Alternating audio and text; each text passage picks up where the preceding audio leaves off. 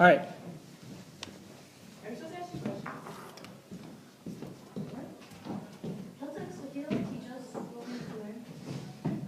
All right. So, hello class. Today we're going to be learning about qualitative and quantitative observations. So as young scientists, you guys are going to be observing a lot of different things throughout the year. And it's important for you guys to have a language for you to share with one another what you're observing. So can someone tell me what an observation is? Jackie? You see something and then you tell about it? Yeah, so when you see something. So more broadly, an observation can be anything that you see or feel or hear. It can be any of the senses. So it's using your senses to gather information. There are two types of observations in science, qualitative and quantitative.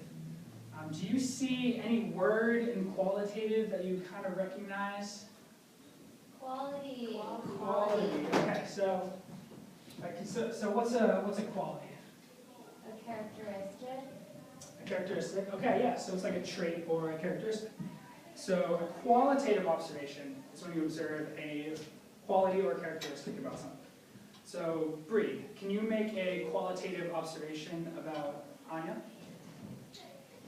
About something maybe she's wearing or her hair? Anya has blonde hair. Yes, so Anya has blonde hair. That's a fantastic qualitative observation. How about Jackie? Can you make an observation, qualitative observation about me, something I'm... You're taller than all of us. Okay, so that is a qualitative observation because me being tall is a trait. So what about quantitative? Do you see something in there? Quantity. Quantity. Yes.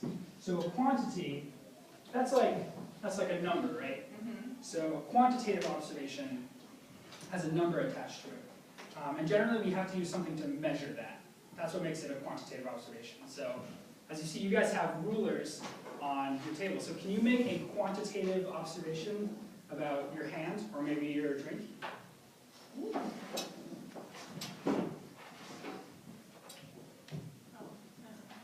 So Anya, what was your quantitative observation? The radius of my circle of my coffee cup is 1 3/4 meters. Wonderful. That is a great quantitative observation. So it sounds like you guys got a pretty good handle on this.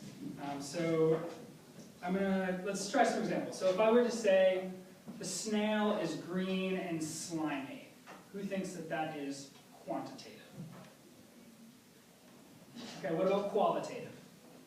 Okay, so Bree, why would you say qualitative? Because the snail is green and slimy are two characteristics. Exactly. Okay. What about the temperature is 15 degrees out? Anya, do you think that's quantitative or qualitative? Quantitative. And how come? There's a number in it. Exactly. So as you notice, so these quantitative measurements, these things we normally have tools to help us. So you guys have a ruler. That's a great tool to help us make quantitative observations. There's also stuff like thermometers and graduated cylinders and other stuff like that. So cool. The last thing we're going to do today is go over the rhyme that we talked about before for the moon phases. So I'm just going to start by reading that. You guys can repeat after me. So full moon bright, new moon empty, waxing lit on the right.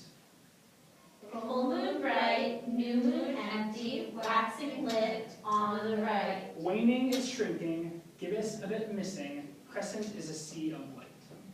Waning is shrinking, gibbous a bit missing, crescent is a sea of light. All right, whole thing, all of us together.